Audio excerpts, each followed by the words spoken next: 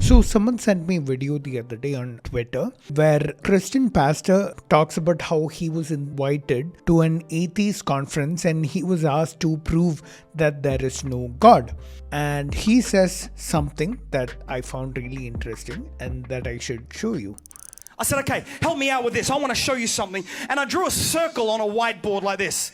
I said, this circle represents knowledge. Everything that could ever be known about any subject fits in there. All the sciences, all the arts. You're an intelligent man. You study at this university. How much do you know of everything that could possibly be known? So he took a pen and he drew that and he went, I reckon I know this much. I said, wow, you're intelligent. He said, yeah, I am. I said, that's brilliant. Very condescending, right? I said, so that's what you do know? He said, yes. I said, and that's what you don't know? He said, yes. But this does exist, you just haven't discovered it yet. Yes. Therefore, could God not exist in a dimension that you haven't yet discovered? Answer, yes. Therefore, sir, I would suggest you're not an atheist, you're an agnostic and one step closer to knowing my Jesus. You know what? I don't disagree with him. Of course, I do disagree with the Jesus part, but everything else he said is actually correct. I'll tell you why. This is why. Your knowledge position on the existence of God, your Gnosticism, that's what Gnosticism is.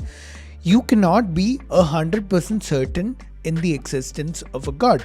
On your knowledge position, you can be an agnostic, whereas on your belief position, you can be an atheist or a theist. I myself am an agnostic atheist, which means I cannot know 100% for sure on the existence of God. My belief position is that I don't believe in the existence of God. So that's it.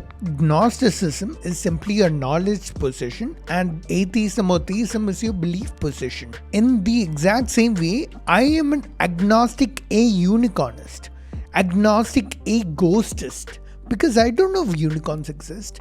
I don't know for sure if ghosts exist. I don't believe they do. My knowledge position can only be that I don't know. You can never prove the non-existence of something. The non-existence of a thing is always something you have to be agnostic about. Like you can't prove the non-existence of a two-tailed squirrel or a nine-tailed fox or a whatever it is, flying pigs. I mean, you have never come across their existence.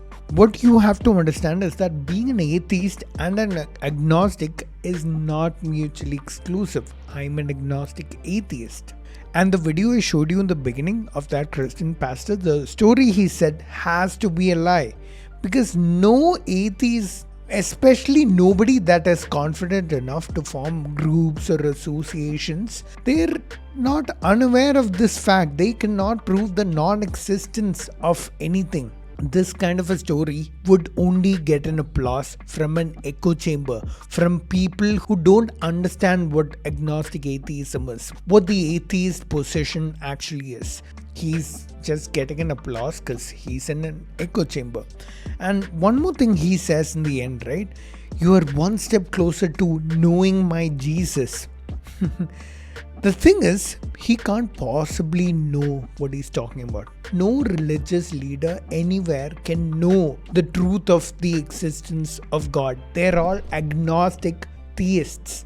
You can only be an agnostic theist or an agnostic atheist.